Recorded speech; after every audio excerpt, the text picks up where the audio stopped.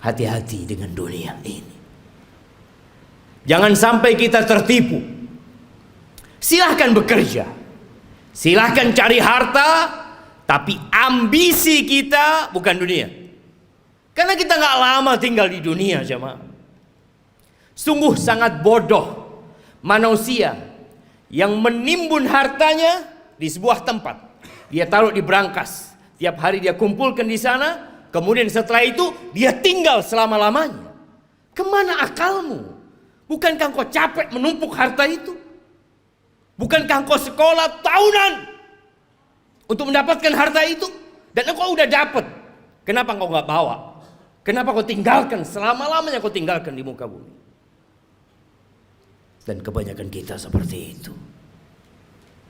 Hanya bekerja dan terus bekerja, kemudian pergi meninggalkan dunia.